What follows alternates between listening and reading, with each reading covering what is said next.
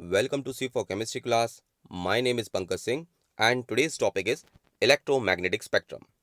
So many things we will cover here. We will also see the discovery of the electromagnetic wave कैसे हुई and who was the great scientist जिसकी वजह से आज हम satellites के जितने भी सिग्नल्स हैं, चाहे टीवी सिग्नल्स हो, रेडियो सिग्नल्स हो, whatever the signals based on the electromagnetic theory या electromagnetic spectrum या electromagnetic waves, आज हम उसको डिस्कस करेंगे. So before we begin please subscribe the channel and also hit the like button.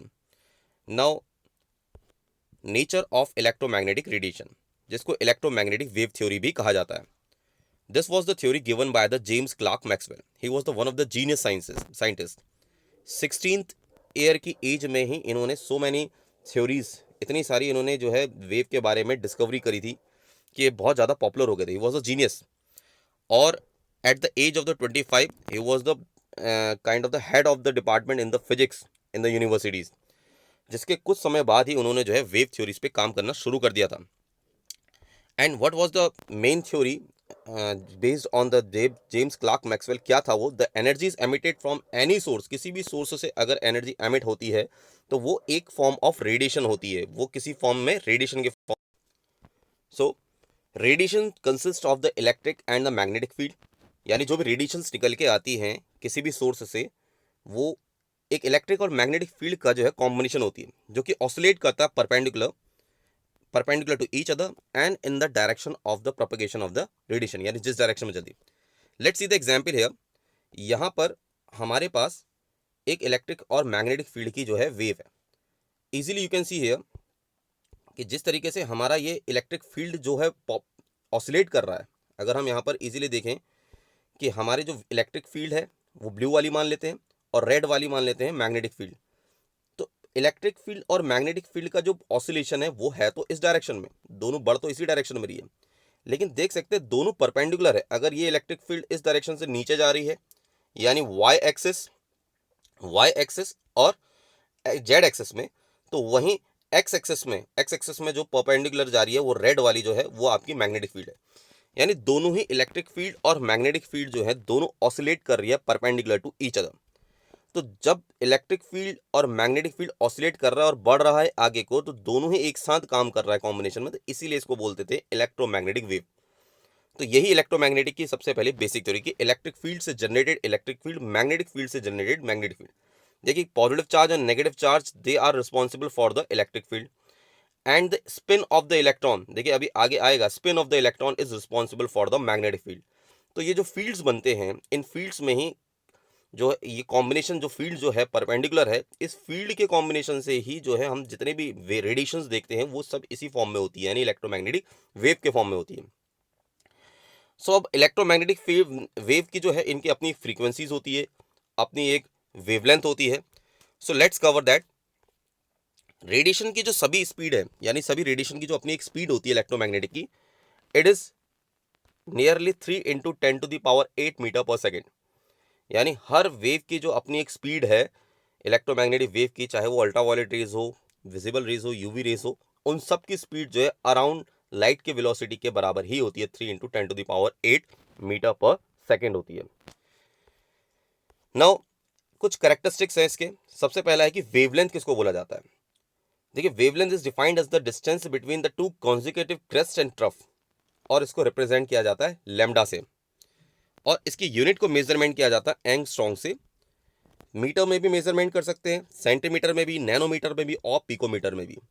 ये एक इलेक्ट्रोमैग्नेटिक वेव है, और इस इलेक्ट्रोमैग्नेटिक वेव में जो हमारा क्रेस्ट है यानी टॉप वेव का, वो आपका ये जो पीक पॉइंट है इन वेव में जो टॉप साइड में है, और ये बॉटम में जो इस तरीके से स्लैंटेड है, इनके जो ट्रफ और क्रस्ट, इनकी हाइट को बोला जाता है. Let's see one more time. ये जो पीक पॉइंट है इन दोनों को बोला जाता है क्रेस्ट, और वहीं इनका बॉटम बोला जाता है ट्रफ. अगर हम इसको इस तरीके से देखें कि हमारी एक वेव बनाए, यानी हम पैटर्न बनाए, ये वेव का पैटर्न बनाए कि ये वेव आपकी इस तरीके से कॉन्सिक्यूटिवली चल रही है आगे को. Let's say in 2 dimension, in 2D diagram. तो यहाँ पर जो आपका जो डिस्टेंस, ये डिस्टेंस है दो कॉन्सिक्यूटिव क्रेस्ट, और ये वेव जब नीचे को बढ़ेगी तो इनके बीच की जो ट्रफ, तो ये जो डिस्टेंस है इनको हम बोलते हैं, इस डिस्टेंस को बोलते हैं वेवलेंथ. और जहाँ से वेव स्टार्ट हुई है, और जहाँ को फिनिश हो रही है। देखिए ये एक एक्सेस है जिसमें हमने इमेजिनरी एक्सेस है, ये वेव का प्रोपगेशन है, आगे को बढ़ रहा है। तो यहाँ पर जो क्रेस्ट और ट्रफ तो ये है, लेकिन जहाँ से वेव स्टार्ट हो रही है और जहाँ फिनिश हो रही है, तो इनके बीच की जो लेंथ है इसको भी लैम्डा कहा जाता है, यानी जहाँ से स्टार्ट हो रही है और जहाँ पर फिनिश हो रही है। ये मेनली जो है वेव की डिस्टेंस को मेजर करने के काम में आता है। यानी हर किसी की वेवलेंथ डिफरेंट होगी। अगर किसी की वेव कुछ बहुत इस तरीके से कॉम्बिनेशन में जा रही हो, तो यहाँ आप समझ सकते हैं कि कितनी छोटी वेवलेंथ है इसकी। ये वेवलेंथ लेंथ बोला जा रहा है, वर्ड लेंथ यानी डिस्टेंस मेजरमेंट, इसलिए एंगस्ट्रॉम, मीटर, सेंटीमीटर, इनमें इसको हम इजीली क्या कर सकते हैं, मेजर कर सकते हैं। तो वेवलेंथ कुड बी डिफरेंट, क्योंकि हमारे पास सो मेनी डिफरेंट वेव्स हैं, microwaves, radio waves, ultra waves. तो हर किसी की वेवलेंथ क्या होगी, डिफरेंट होगी। तो वो लेंथ पे डिपेंड होता है, यानी जहां से स्टार्ट हो रहा है और जहां फिनिश हो रहा है उनके बीच की जो डिस्टेंस है, इस डिस्टेंस में जो लैम्डा हम जिसको बोल रहे हैं, रिप्रेजेंट कर रहे हैं, यानी जिसको हम मीटर या फिर सेंटीमीटर या फिर एमस्ट्रॉन्ग, जिसमें भी हम मेजरमेंट कर रहे हैं, ये उसी में क्या करते हैं, उसी को वेवलेंथ को रिप्रेजेंट करते हैं। So this is the angstrom, and now we can also see the angstrom and the centimetre relation, कि 1 एंगस्ट्रॉम जो है 10⁻⁻8 सेंटीमीटर के, ऑल्सो 10⁻⁻10 मीटर। 1 नैनोमीटर जो है 10⁻⁻9 मीटर, और 1 picometre is equal to 10⁻⁻12 metre. इसमें फ्रीक्वेंसी क्या होती है? The frequency is defined as the wave number of waves passing through a point in 1 second. अब हम देखें कि फ्रीक्वेंसी क्या है। तो वेवलेंथ तो clear. Now let's see what is the meaning of frequency है। देखिए ये हम एक इमेजिनरी एक्सेस बना रहे हैं, लेट्स कंप्लीट दिस। तो अगर मैं एक वेव बनाऊं जो कि इस पैटर्न में चलेगी, तो यहाँ पर फ्रीक्वेंसी क्या है कि ऑसिलेशन। देखिए इसकी साइकिल स्टार्ट यहाँ से हुई और फिनिश यहाँ पर हुई, तो इसका एक वन ऑसिलेशन कंप्लीट हो गया। हम ये भी कह सकते हैं कि यहाँ से स्टार्ट हुई और यहाँ फिनिश हुई, फिर से नीचे को जाना है इसने, यानी again it has to complete after completing the one circle या वन रेवोल्यूशन, एक राउंड लगाने के बाद दूसरा स्टार्ट करना है। नाउ हमें ये समझना है कि फ्रीक्वेंसी क्या है। तो number of oscillation per second, एक सेकेंड में जितने ऑसिलेशन हो, यानी यहाँ से स्टार्ट होने के बाद यहाँ तक ये एक राउंड हुआ, तो ऐसे कितने राउंड लगेंगे। मान लीजिए अभी मैंने यहाँ पर बना रखा 1, ये 1 यहाँ तक कंप्लीट हुआ, दूसरा राउंड यहाँ पर कंप्लीट हुआ, यानी यहाँ से स्टार्ट हुआ और यहाँ फिनिश हुआ। तो हम अगर इसको कहें तो ये फ्रीक्वेंसी जो है 2 हो गई है, ये 2 हर्ट्ज की फ्रीक्वेंसी हो गई। 2 साइकिल पर सेकेंड, एक सेकेंड में ये 2 ही साइकिल चला है। तो यहाँ पर फ्रीक्वेंसी का मतलब यही होता है कि किसी भी वेव में जो फ्रीक्वेंसी है, वेवलेंथ, नंबर ऑफ साइकिल पर सेकेंड। ह्यूमन बीइंग में मेल और फीमेल वॉइस में जो है फ्रीक्वेंसी का अंतर होता है, जिसको हम पिच बोलते हैं। अब मैं साउंड वेव की थोड़ी बात कर रहा हूँ। तो मेल्स की वॉइस थोड़ी जो होती है ब्रॉड होती है, यानी एक तरीके से थिक वॉइस आती है। वो इसलिए आती है जस्ट बिकॉज उनकी पिच जो है वो क्या होती है, थोड़ी लो होती है। पिच लो होने का मतलब ये है कि उनकी फ्रीक्वेंसी हाई होती है, यानी यहाँ से लेके यहाँ तक पहुँचने में जो एक साइकिल लगेगी वो थोड़ी, यानी ये जो लेंथ कवर करने में टाइम लगेगा वो थोड़ा ज़्यादा लगेगा, जिसको हम टाइम पीरियड भी बोलते हैं। तो इसीलिए फ्रीक्वेंसी और टाइम पीरियड का जो रिलेशन है वो 1/T का होता है, यानी ये रेसिप्रोकल होते हैं। वहीं फीमेल वॉइस जो होती है वो फ्रीक्वेंसी जो है इतनी में काफ़ी ज़्यादा राउंड लगाएगी, यानी जो फ्रीक्वेंसीज होगी वो थोड़ी ज़्यादा होगी। देखिए यहाँ से यहाँ तक कवर करने में मेल में 1 सेकेंड लगा, लेकिन जो फ्रीक्वेंसीज ने, जो फीमेल की फ्रीक्वेंसी है 1 wave and the second wave, यानी 2 फ्रीक्वेंसी आई है, यानी यहाँ पर 2 ऑसिलेशन हो चुके हैं। तो जो छोटा वाला वेवलेंथ है, यानी जो स्मॉलर वेवलेंथ है, this represent the female voice, और वहीं पर जो मेल की जो वेवलेंथ है, this is represented as a longer wavelength. तो ये फ्रीक्वेंसीज है कि number of oscillation per second, यानी एक वेव जो, क्योंकि वेव ने तो आगे को बढ़ना है, बट जो ऑसिलेशन है वो इसी तरीके से रहेगा। तो ऑसिलेशन की डायरेक्शन जो ये रहेगी, तो इसमें number of oscillation per second, जितने ऑसिलेशन हो, जितने ज़्यादा ऑसिलेशन, जैसे अगर मैं एक स्क्रीन में एक और बना दूं, यहाँ पर आप देख सकते हैं 1 यहाँ से स्टार्ट हुआ, ये 1 ऑसिलेशन कंप्लीट, सेकेंड, और ये थर्ड, यानी थर्ड के लिए भी यहाँ पर फिनिश हो गया थर्ड। तो ये 3 ऑसिलेशन एक सेकेंड में हो गया, तो इसको हम बोलेंगे 3 हर्ट्ज या 3 साइकिल पर सेकेंड। तो यही इसकी फ्रीक्वेंसी हो जाती है। तो वेवलेंथ और फ्रीक्वेंसी में एक रिलेशन और है कि एक दूसरे के इन्वर्सली प्रोपोर्शनल होते हैं, यानी हम इनको इन्वर्सली प्रोपोर्शनल भी कह सकते हैं। तो यहाँ पर वेवलेंथ और फ्रीक्वेंसी को इन्वर्सली प्रोपोर्शनल के लिए फिर हमने इसको फर्दर देखते हैं। ये देखिए साइकिल पर सेकेंड, हर्ट्ज इसकी जो है यूनिट होती है, सेकेंड इनवर्स भी यूनिट कह सकते हैं क्योंकि पर सेकेंड आ रहा है, और न्यू जो है इसका रिप्रेजेंटेशन है सिंबल का, it is represented by the new, ये वी की तरह होता है, थोड़ा सा टिल्टेड। 1 हर्ट्ज जो है 1 साइकिल पर सेकेंड होती है। अगर 1 हर्ट्ज किसी की फ्रीक्वेंसी आ रही है, जनरली आपने सुना होगा कि इंडिया में जो इलेक्ट्रिसिटी की जो फ्रीक्वेंसी, एसी की जो फ्रीक्वेंसी 50 हर्ट्ज की है, यानी 50 साइकिल पर सेकेंड, तो पर सेकेंड में उसको मेजर किया जाता है। वेलोसिटी, वेलोसिटी जो है वो लाइट की वेलोसिटी से ही अप्रॉक्सीमेटली सभी वेव, इलेक्ट्रोमैग्नेटिक वेव्स इक्वल होती है, अराउंड 3 × 10⁸ मीटर पर सेकेंड। अब इसमें बात करते हैं एम्पलीट्यूड की। देखिए एम्पलीट्यूड हमारा किसी भी वेव का ये डिस्टेंस होती है, ये वाली, इसको एम्पलीट्यूड कहा जाता है। यानी जो ये फ्री एक्सेस है, यहाँ से ट्रफ क्रेस्ट, यानी जिसको हम क्रेस्ट बोलते हैं, या फिर ट्रफ तक की जो डिस्टेंस है, ये ट्रफ पॉइंट हो गया, तो ये ट्रफ और ये क्रेस्ट की जो डिस्टेंस है, इसको हम एम्पलीट्यूड बोलते हैं। ये एम्पलीट्यूड जितना बड़ा होगा, वेव को ऑसिलेट करने में उतना ही ज़्यादा टाइम लगेगा।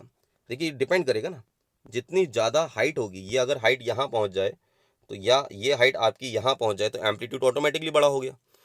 इसको साउंड वेव के कंपैरिजन में अगर मैं इजी लैंग्वेज में समझाना चाहूँ, कि अगर किसी की आवाज़ बहुत ज़ोर से आती है, यानी बोलने की कैपेसिटी तो सेम स्ट्रेंथ की है, लेकिन बहुत लाउडनेस ज़्यादा है।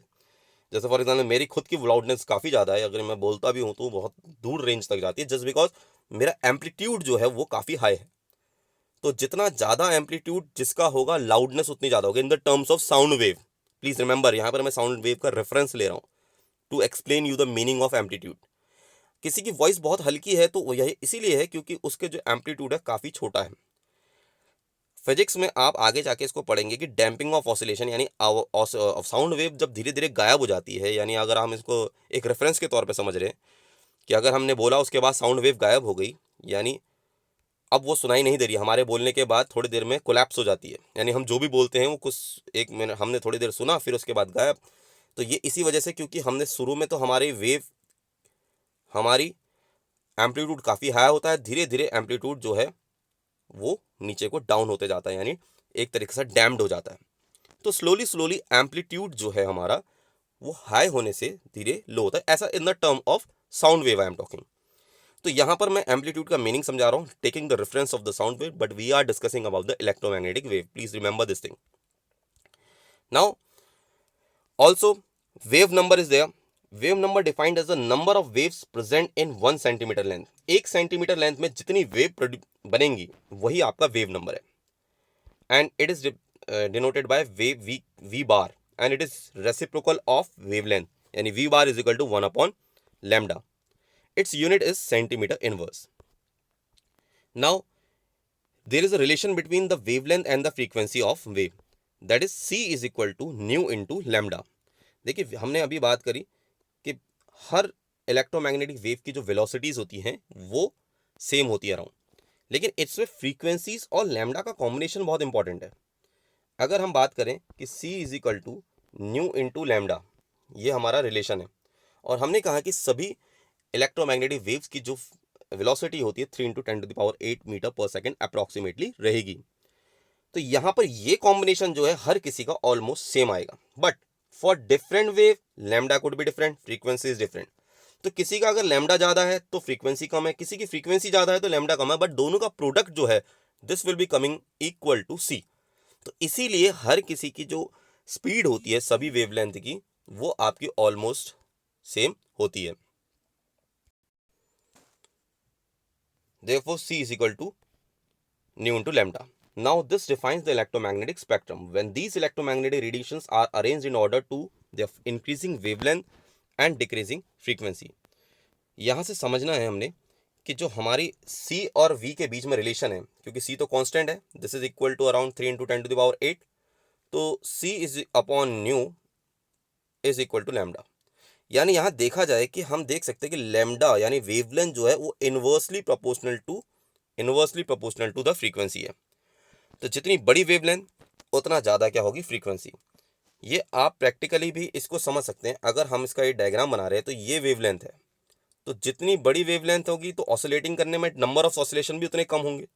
तो देख लीजिए यहाँ पर वेवलेंथ ज़्यादा है तो ऑसिलेशन भी कम होंगे।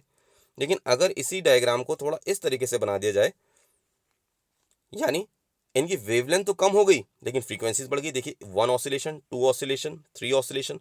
तो जितनी बड़ी आपकी वेवलेंथ उतनी कम उसकी क्या होगी, फ्रीक्वेंसी। जितनी कम वेवलेंथ उतनी ज्यादा frequency, inversely proportional to each other.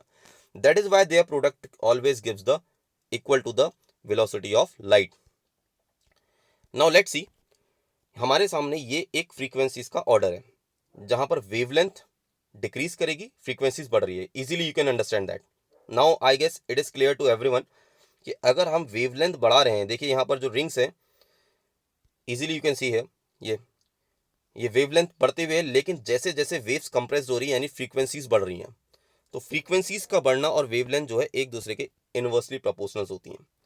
So this is the building, ये बिल्डिंग की एक वेवलेंथ है, क्योंकि हम जानते हैं बहुत कम फ्रीक्वेंसी, हर ऑब्जेक्ट की अपनी एक फ्रीक्वेंसी होती है। सबसे पहले ये आपको ध्यान रखना है, every object is having its own frequency, like the building, human being, butterfly, and slowly it is increasing. Frequency is increasing towards the atomic nuclei. तो ये तो हमारा कॉम्बिनेशन था। Now we can also easily see in the terms of modern society कि modern society में ये electromagnetic spectrum कैसे समझाता है। देखिए रेडियो वेव सबसे ज़्यादा बड़ी वेवलेंथ की होती है। Now you can easily understand the relation. Now increasing wavelength and decreasing frequency, ये फ्रीक्वेंसीज बढ़ रही हैं, वेवलेंथ बढ़ी है। स्टार्टिंग में wavelength is broad and later on the wavelength is not, it is kind of the suppressed. तो यहाँ पर आपकी फ्रीक्वेंसीज बढ़ रही हैं।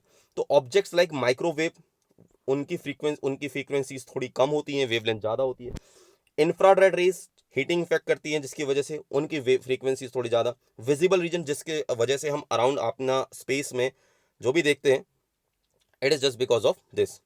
नाउ लेटर ऑन, फिर उसके बाद अल्ट्रावायलेट रेस, फिर एक्सरे, फिर गामा रेस, ये धीरे धीरे हमारी फ्रीक्वेंसीज क्या हो रही हैं, बढ़ती जा रही हैं। एक्सरे जिसकी वजह से हम कभी जो फ्रैक्चर्ड हो जाता है तो बोन उसमें एप्लीकेशन में यूज़ आता है। Then gamma rays out of the space में यूज़ होती है, तो increasing the frequency and decreasing the wavelength. Now electromagnetic spectrum का एक छोटा सा ग्राफ यहाँ पर भी है जहाँ पर easily you can understand the gamma rays, X-ray, ये बीच में अल्ट्रावायलेट रेस और इंफ्रारेड रेस के बीच में जो रीजन लाई करता है, इसी को हम विजिबल रीजन बोलते हैं। ये विजिबल रीजन जो है आपका विबग्योर कंटेन करता है, जिसकी वजह से हम एक दूसरे को देख पाते हैं। ये वही लाइट है जिसकी वजह से हमारा पॉसिबल होता है इस वर्ल्ड में एक दूसरे को विजिबली देखना। बाकी हमें विजिबल नहीं होती हैं। X-ray, gamma rays, infrared, radio waves, TV rays, short wave, frequency modulus, FM, AM, ये सारी इलेक्ट्रोमैग्नेटिक वेव्स हम देख नहीं सकते हैं। जेम्स क्लार्क मैक्सवेल के बारे में मैं कुछ और बातें बताऊंगा कि जो फोटोग्राफिक की सबसे बड़ी इन्फेंशन, कलर्ड फोटोग्राफ, वो इन्हीं की वजह से आया था। जस्ट बिकॉज ऑफ रेड, उन्होंने क्या है, 3 मेजर कलर, रेड, ब्लू और ग्रीन, इनके बेस में उन्होंने क्या कलर्ड फोटोग्राफ बनाने की कोशिश की। यही वो थे जिनकी वजह से आज हम जो है फ्रीक्वेंसीज में इतना ज़्यादा रोल प्ले कर रहा है। फ्रीक्वेंसी हमारी डेली लाइफ में फ्रीक्वेंसी सेट करते हैं तो हम अपने केबल कनेक्शंस या टीवी नेटवर्क्स, नेटफ्लिक्स बहुत पॉपुलर, तो ये सारी फ्रीक्वेंसीज इलेक्ट्रोमैग्नेटिक वेव्स की जो हैं, ये सारी जेम्स क्लार्क मैक्सवेल की ही जो हैं थ्योरीज के थ्रू आई हैं। तो in terms of the visible region हमने समझा कि भाई ये जो लाइट लाई करता है 400 नैनोमीटर, प्लीज रिमेंबर यहाँ पर in the terms of metre लिखा है, सो यू कैन ऑल्सो, ये wavelength is in the term of the nanometre, क्योंकि यहाँ पर जो रीजन है लाई कर रहा है between ultraviolet rays and infrared rays, 400 nanometer to 700 nanometer. Remember this one, this is the frequency of, this is the wavelength of visible region light which lie between 400 nanometer to 700 nanometer. Now let's see the sum of the numerical here. क्या क्या numericals हम कर सकते हैं, जैसे कि हमें wave number calculate करना है। Frequency of yellow light radiation है, किसी ऑब्जेक्ट से येलो लाइट निकल के आई मान लीजिए, और जिसकी वेवलेंथ हमें दी गई है, यानी हमें वेवलेंथ देखिए 5800 एंगस्ट्रॉम, और 1 एंगस्ट्रॉम बराबर होता है 10 to the power -10 metre. Please remember wave number का फॉर्मूला अभी हमने पढ़ा, nu bar is equal to 1/λ। Frequency wavelength हमें दिया है एंगस्ट्रॉम में, कन्वर्ट कर दिया है मीटर में। After putting the values we are getting the wave number 1.72 into 10 to the power 6। अब इसका मीनिंग समझ लीजिए कि 1 मीटर में इतनी जो है वेव नंबर्स हैं। इन 1 मीटर, क्योंकि सेंटीमीटर में भी डेफिनेशन बनी थी, हम मीटर में भी निकाल सकते हैं। In 1 metre 1.72 into 10 to the power 6, it's just a number, इतनी वेव्स बनी हैं। They are so many. Frequencies हमें कैलकुलेट करनी है कि क्या फ्रीक्वेंसी रही होगी उसकी, क्योंकि हमें पता है there is a relation between the c is equal to nu into lambda. We know the velocity of light, और electromagnetic wave 3 into 10 to the power 8 metre per second, then lambda is equal to 5880 into 10 to the power minus 10 metre, क्योंकि हमें angstrom में दिया है. After calculating this we have nu is equal to 3 into 10 to the power 8, यानी हमें जो calculation करने के बाद मिली वो क्या मिली, 5.7172 into 10 to the power 14 cycle पर सेकेंड, यानी ये एक साइकिल है. ऐसे 5.17 into 10 to the power 14 cycle जो है एक सेकंड में बनी. सो समझ लीजिए कि कितनी हाई फ्रीक्वेंसीज का ऑर्डर यहाँ पर रहा है. Let's see the Vividh Bharti, another numerical, the Vividh Bharati station of All India Radio Delhi broadcast of frequency, जिसमें हमें फ्रीक्वेंसी किलो हर्ट्ज में दी है 1368 kilo hertz. Calculate the wave length of electromagnetic radiation, हमें उसकी इलेक्ट्रोमैग्नेटिक रेडिएशन की वेवलेंथ कैलकुलेट करनी है जहां से ट्रांसमिट हुआ है, और which part of the electromagnetic spectrum does it belong. So यहाँ पर lambda is equal to C upon हमें वही रिलेशन यूज करना है वेलोसिटी और वेवलेंथ का, C is equal to nu into lambda. And हम यहाँ पर समझ सकते हैं C is equal to 3 into 10 to the power 8. Frequency it is given to us in the form of kilo hertz. 1 kilohertz is equal to 10 to the power 3 hertz. Please remember 1 kilohertz is equal to 10 to the power 3 10 to the power 3 hertz, that is cycle per second. So after the putting the values, lambda की value आ जाती है 219.3 metre. So it belongs to the radio. अब ये पूछा गया था कि कौन सी कैटेगरी के, अल्ट्रा वायलेट है, यूवी रे है. तो इसके लिए आपको ये पूरा पैटर्न जो मैंने पीछे दिखाया था अभी, you have to remember that. तो ये रेडियो वेव रीजन की है, यानी जो एमिट किया था वो रेडियो वेव्स है. तो Vividh Bharati, everyone knows about that कि ऑल इंडिया रेडियो से ये जो फ्रीक्वेंसीज निकलती हैं, इन फ्रीक्वेंसीज को सेट किया जाता है ताकि वो हमारे रिसीवर्स यानी जो रेडियोज हमारे घर में होते हैं, like in the same way in the TV signals, वो रिसीवर्स होते हैं, वो इन इलेक्ट्रोमैग्नेटिक वेव्स को कैप्चर करते हैं, फिर उसी फ्रीक्वेंसीज में प्ले किया जाता है. Now there is another question, the wavelength range of the visible spectrum. अब ये विजिबल स्पेक्ट्रम बोला गया है जो कि 400 नैनोमीटर से लेके 750 नैनोमीटर तक लाई करता है, जिसमें से express this wavelength in frequencies, हमें इन वेवलेंथ को फ्रीक्वेंसीज में कन्वर्ट करना है. क्योंकि हमें वेवलेंथ दिया है तो easily we can apply the formula, the relation between the wavelength, velocity of light and the frequency. So we are getting 7.5 10 to the power 14. Wavelength of red जो कि 750 नैनोमीटर में लाई कर दिया एज पर द क्वेश्चन, उसकी wavelength, उसकी frequency होगी 4 into 10 to the power 14 hertz. तो ये वो फ्रीक्वेंसीज है विजिबल रीजन की जो कि इन वेवलेंथ से कैलकुलेटेड हुई हैं. Now students, there are the some of the questions for you.